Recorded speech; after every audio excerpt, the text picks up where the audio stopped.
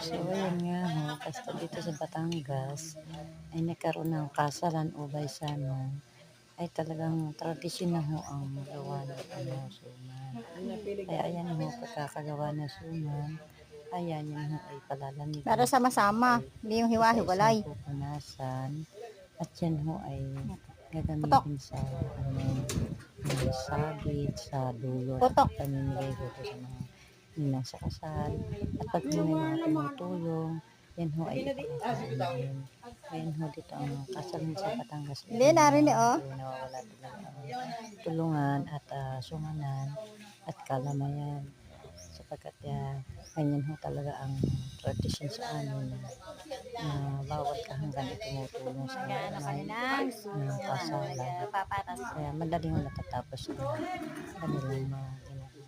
Ayan ang baysanan sa Batangas.